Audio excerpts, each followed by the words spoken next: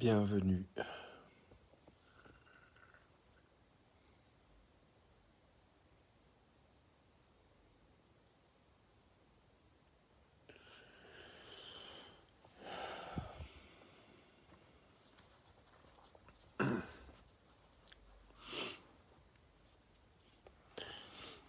Je veux prendre le temps d'arriver, en fait.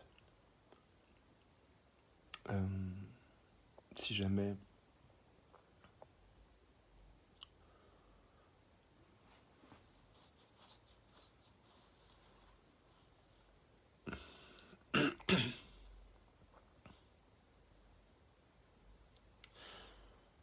je suis en train de me relier à ce que tu peux peut-être ressentir en fait en arrivant dans cet espace. Et je suis en contact avec une part de moi qui voudrait comme t'éviter de t'ennuyer. Et je me dis qu'il y a toujours la possibilité, si tu regardes ça en replay, d'appuyer sur le bouton qui permet d'avancer de 10 secondes en 10 secondes. Euh,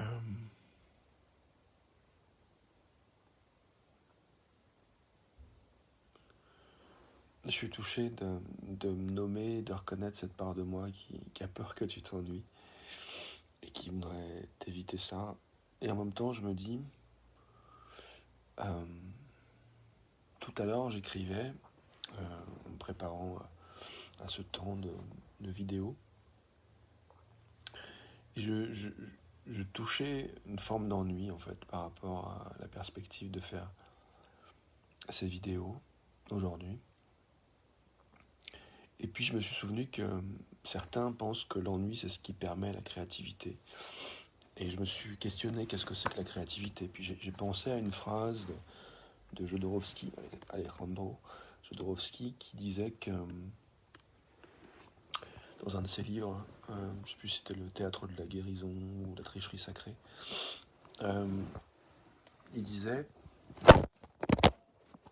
je reviens, il disait, créer, c'est faire ce que personne d'autre que nous ne peut faire. Et en écrivant ça, en me souvenant de cette phrase, je me suis dit, bah, qu'est-ce que je fais que personne d'autre ne peut faire? J'ai pas eu une réponse très claire, mais il y a d'autres choses qui me sont revenues en tête. En particulier l'idée de traverser, en fait. De traverser ce qu'on traverse. Donc ce qui est sûr, c'est que même si il y a des choses que je traverse qui peuvent être similaires à ce que tu traverses, s'il y a des choses que je peux traverser qui peuvent te parler, euh, je vois que j'ai un appel téléphonique. Ce que je traverse à ma manière, c'est unique. Ce que tu traverses à ta manière, c'est unique. Donc de toute façon, euh, le fait même que toi et moi, nous traversions ce que nous traversons, comme c'est unique, il n'y a personne d'autre qui peut le faire, c'est une forme de créativité en fait, si on reprend la définition de cette manière-là. Donc y a une phrase que j'aime beaucoup qui est marquée sur le musée de l'Homme, sur la place du Trocadéro à Paris, ce musée qui fait face à la Tour Eiffel. Euh, dans cette grande place où il y a des jets d'eau, enfin tout un système de jets d'eau qui n'est pas toujours en fonctionnement, mais voilà, que j'ai vu en fonctionnement un certain nombre de fois. Mais je pense en particulier à cette phrase qui est sur voilà, un des murs écrit en lettres dorées. Euh, Peut-être je confonds, mais en tout cas voilà, il y a cette phrase qui me vient, qui est que l'homme crée comme il respire. Euh, et que l'artiste a cette particularité qu'il se sent créer, mais que chaque homme, tout être humain, homme et femme, crée comme il respire. Donc j'aime bien cette idée-là, que toi et moi, nous traversons, nous sommes en train de traverser une expérience unique qui est celle de cet instant présent. Et il y a parfois des moments où il n'y a pas besoin de mots euh, pour parler de ce qu'on vit. Il y a juste à le vivre. Et puis il y a des moments où il y a comme une quête, il y a comme une envie de donner des mots, de trouver peut-être du sens et de donner du sens à tout ce qu'on peut avoir vécu d'agréable ou de désagréable. Et là, c'est quand on est dans la partie un peu réflexive qu'on revient sur son expérience, mais il se peut aussi que parfois on traverse quelque chose de très difficile ou de très agréable, et que malgré tout, dans ces moments, il y a besoin de trouver du sens. Et que c'est pas toujours évident de trouver quelque chose qui relie à notre essentiel, qui relie à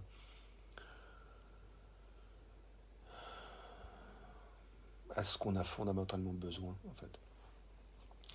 Bienvenue à toi dans la vidéo en direct. Dans cet instant avec moi, comme je disais, j'expliquais que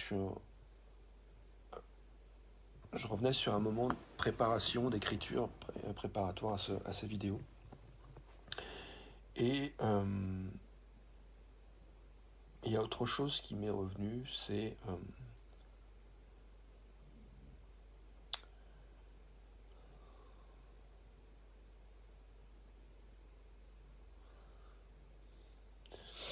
je perds un peu le fil en fait.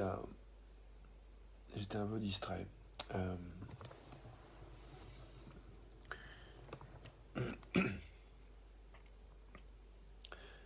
je crois que je suis en fait sur je suis sur cette question du côté unique de ce que toi et moi nous traversons dans notre vie en ce moment même précis, et sachant que ça se passe dans un contexte euh, relationnel avec nos proches, avec nos moins proches, et puis avec la société française en particulier, puis la société humaine plus globalement.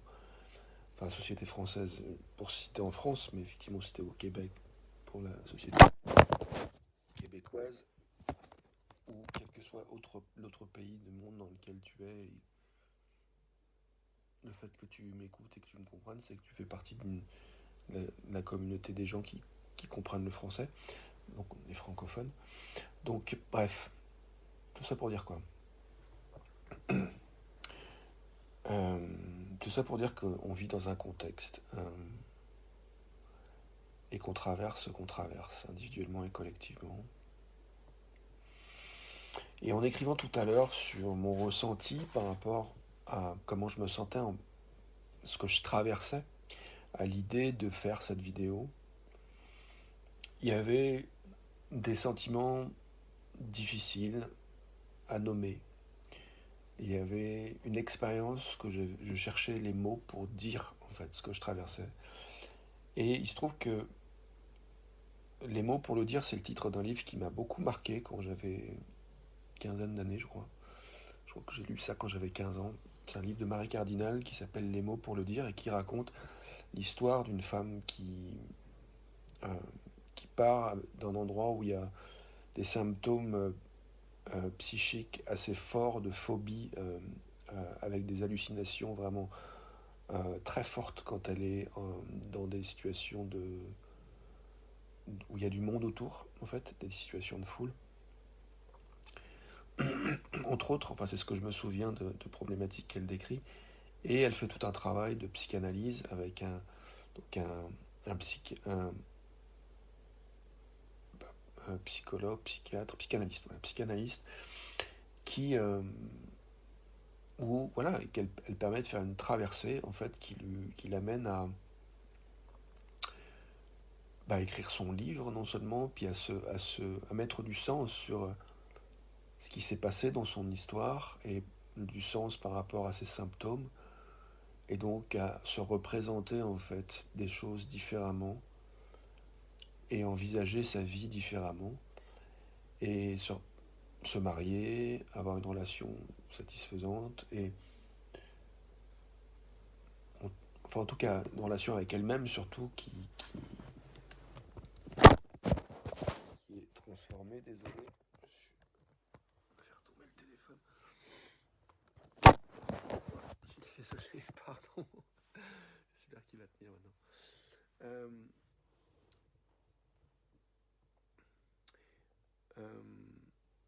Et cette notion de trouver les mots pour le dire, ça m'a vraiment, c'est resté avec moi, cette expression.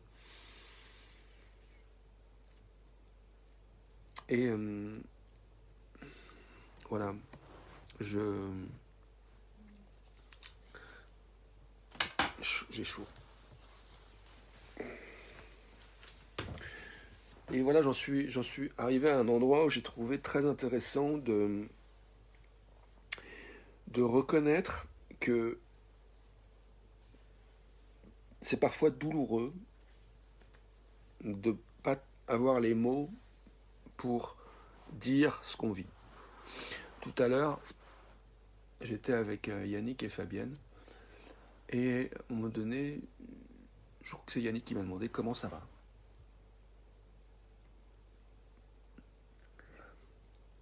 Et j'avais pas de mots, en fait. J'avais pas de mots, j'ai rien dit. Et je suis juste resté là, j'ai regardé Fabienne. Euh, et, je, et je suis très content, en fait, d'avoir fait ça, de pas juste d'avoir été avec la question et de pas avoir comblé le vide, le silence par des mots précipités.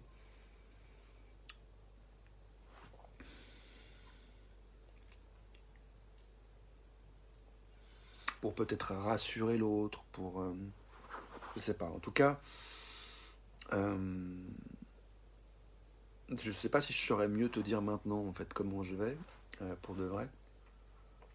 Mais j'essaye, en fait. Je suis en quête de mots, en quête d'essayer d'exprimer ce qui me traverse. Je sais, je crois, reconnaître que nous autres êtres humains, on est en quête de sens. On est en quête de donner du sens à ce qu'on vit, en fait.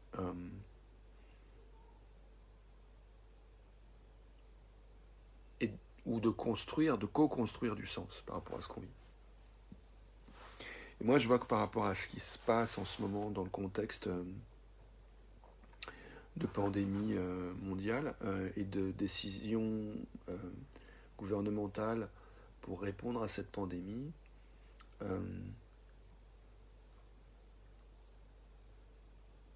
je me retrouve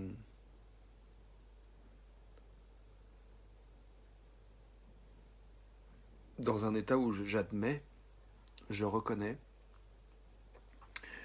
que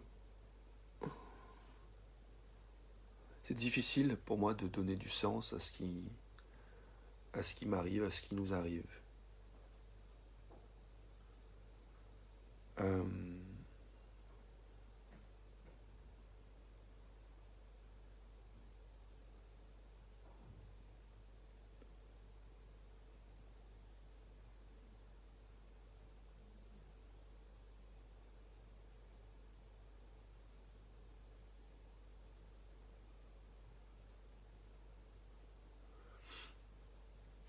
Donc dans mon travail préparatoire, j'ai aussi pensé à Viktor Frankl, qui a écrit Man's Search for Meaning.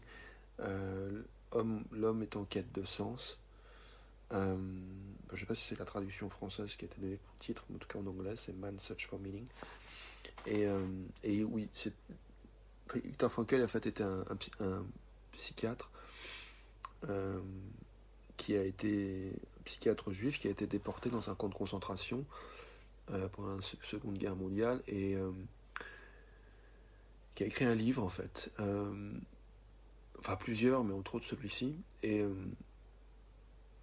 moi, ce qui m'a frappé tout à l'heure dans ma préparation, c'est que je me suis souvenu en fait de ma lecture, enfin d'une partie, un moment de ma lecture de son livre, où si je me souviens bien, il décrit en fait qu'il est avec les pieds qui lui font hyper mal, il a froid, des chaussures pas adaptées, il neige, c'est l'hiver, il est en ligne avec ses compagnons d'infortune dans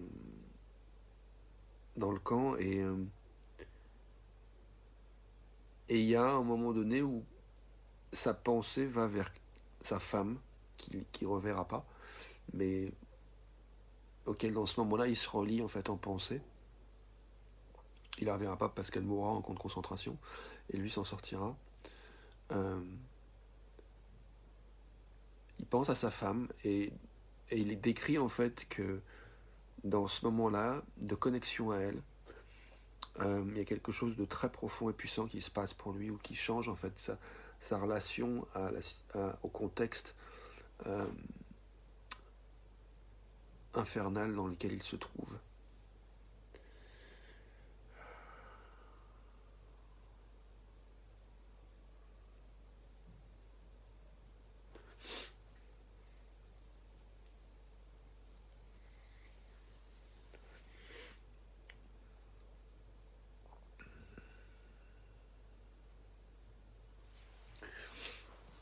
Et tu vois, là je pleure et je repense à un commentaire difficile à recevoir pour moi, que j'ai lu il n'y a pas très très longtemps, justement suite au fait que je m'étais autorisé à pleurer pendant une vidéo. Euh, et je veux pas blâmer la personne qui a écrit ce commentaire, mais je veux juste faire de l'espace pour honorer en fait ce que chacune et chacun nous traversons en fait, qu'on ait les mots pour le dire ou pas, et parfois on a des mots pour le dire qui sont plus ou moins délicats, plus ou moins respectueux, plus ou moins honorants de la diversité, du fait qu'on n'est pas tous au même endroit. Euh,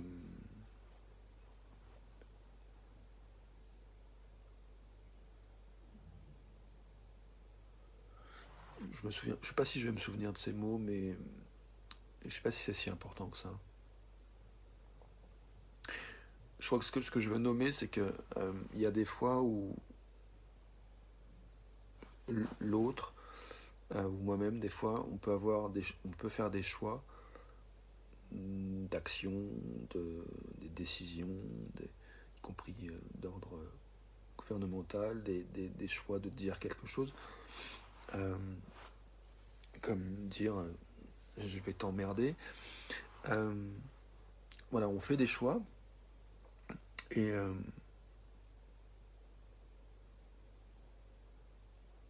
et parfois,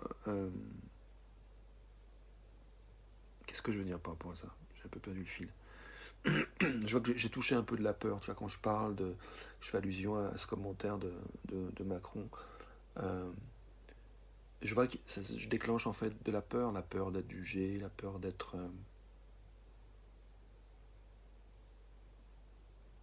pas compris. Et du coup, ça me ramène à cette question qui est pourquoi je fais cette vidéo en fait.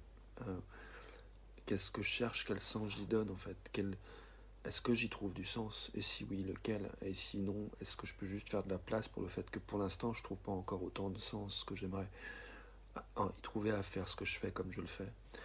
Euh, je crois que finalement, on est tous là à essayer d'honorer le fait qu'on fait les meilleurs choix qu'on peut à chaque instant en fait.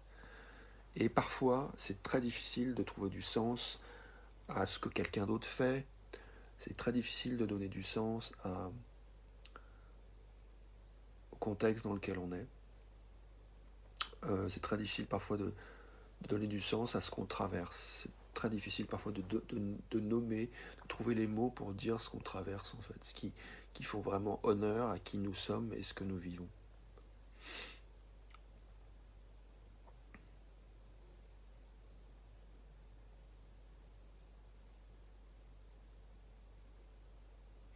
Je pense à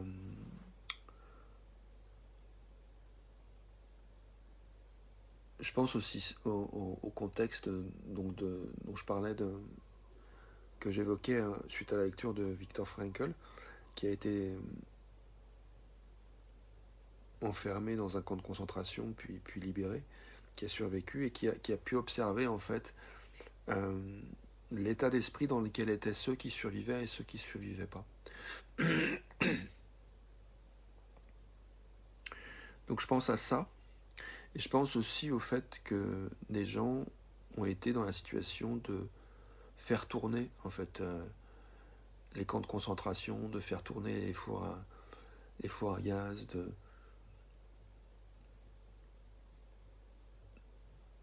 de, d'envoyer le gaz pour four crématoire et d'envoyer le gaz pour tuer des milliers, des millions en fait. 6 millions de personnes ont été tuées dans les camps de concentration. Euh,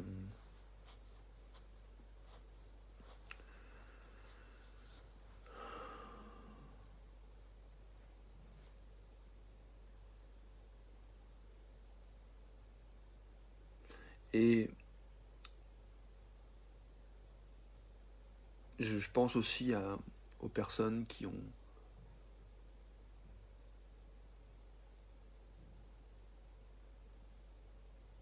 je sais pas comment le nommer, je cherche les mots pour le dire.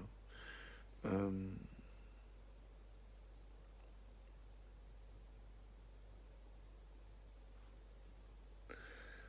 je pensais à l'apartheid, je pensais à la ségrégation, je pensais euh, à la dictature au Chili, je pensais euh, à la torture qui a eu lieu au Chili, la disparition de personnes.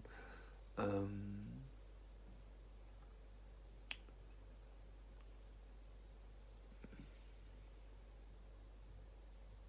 Encore une fois, je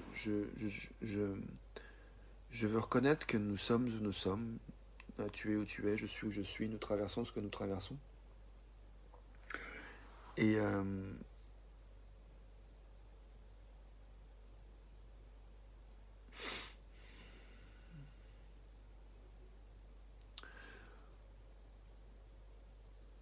je me dis, parce que il y a une partie de moi où je me dis c'est presque plus facile parfois d'avoir le rôle entre guillemets de la victime. Et, euh, et du coup, je me demande si je peux faire de la place pour les endroits où je suis moi-même bourreau, en fait, juge, euh,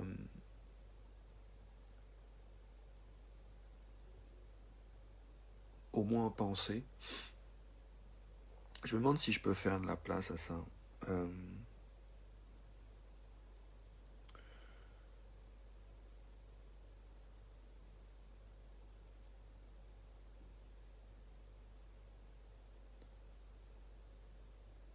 je sais pas si c'est plus facile d'ailleurs. Il y a une part de moi qui se dit ouais, c'est un tel beau rôle. C'est pas forcément quand t'es dans le feu de l'action. Euh, Même si t'as le beau rôle après coup, quand t'es interné en camp de concentration. Euh, je sais pas ce que je dis, pas de sens. Bref. Je suis en quête de sens, je suis en quête de mots pour dire ce que je traverse. Et, euh, et faire ces vidéos, c'est ma tentative de créer une forme de journal, si tu veux, de une sorte de témoignage de la vie d'un être humain sur la planète en direct. Et voilà, un être humain qui essaye de contribuer à une culture d'amour, d'accueil,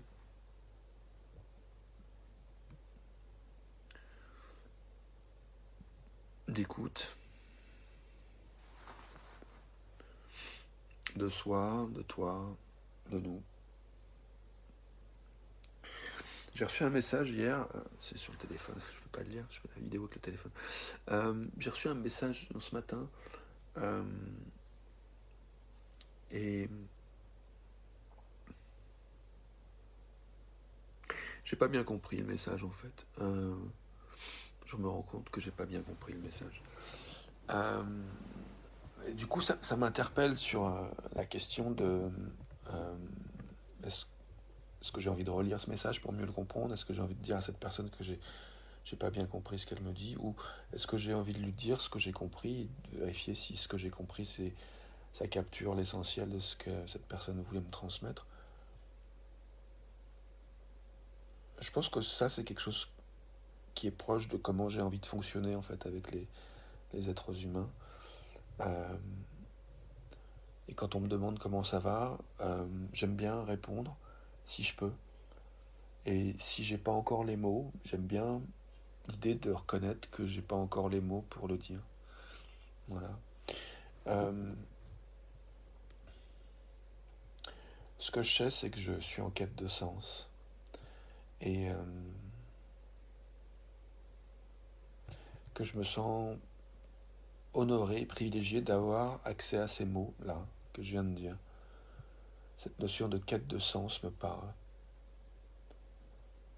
Cette notion de traverser ce que nous traversons, cette notion de créativité me parle. Cette notion de faire ce que nous seuls pouvons faire me parle.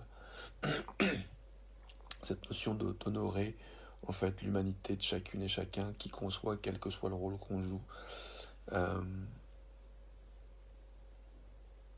Ça me parle.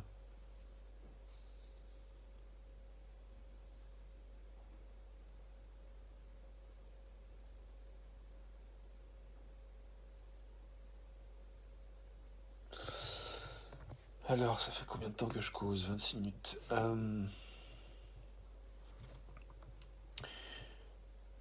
Ça me paraît suffisant pour aujourd'hui. Est-ce que j'aurais un message final à moi-même, à toi, à nous? Peut-être j'ai envie de faire un petit check-out, un petite conclusion en termes de qu'est-ce que j'ai appris, qu'est-ce qui les surprises, les découvertes euh, d'avoir fait cette vidéo. Là où je suis satisfait, là je suis moins satisfait. Je vais bien prendre 30 secondes, une minute ou deux à explorer ça.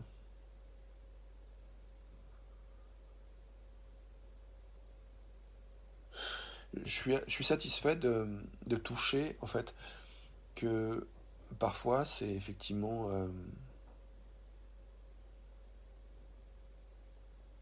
un accouchement pas toujours sans douleur, que de traverser la vie et de pas toujours avoir les mots ou les ressources pour exprimer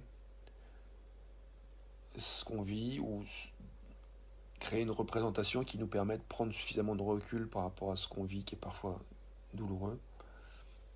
Euh,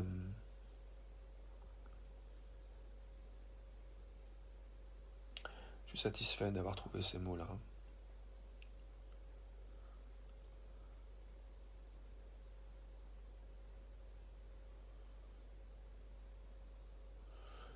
J'ai été surpris de voir Fabienne qui m'appelait au moment où je faisais cette vidéo. Je suis curieux de savoir ce qu'elle voulait me dire. Euh,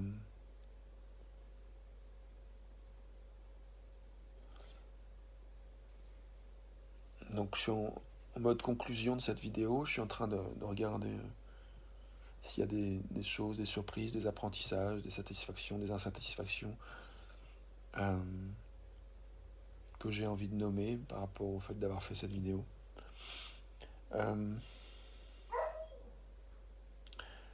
Chaya a envie de sortir.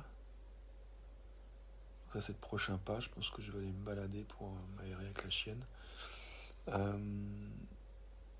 suis un petit peu en retard aussi au niveau du temps des choses que je voulais faire là. Donc ça me va de m'arrêter dans 30 secondes. Je crois que je me répète, mais j'ai vraiment envie de nommer ma grande satisfaction euh, de la reconnaissance que nous traversons ce que nous traversons, qu'on ait les mots pour le dire ou pas, qu'on arrive à donner du sens à ce qu'on traverse ou pas. Euh, Nous traversons ce que nous traversons à chaque instant, et j'adore aussi, je suis très satisfait de reconnaître qu'il y a quelque chose de créatif, d'unique à chacune et chacun d'entre nous, au fait de traverser ce qu'on traverse, qui est unique, même si on a des similarités. On est absolument tous, chacune et chacun, unique. Et donc ce qu'on traverse est unique. Et le fait de traverser ce qu'on traverse est un acte de création. Voilà. Merci pour ton attention.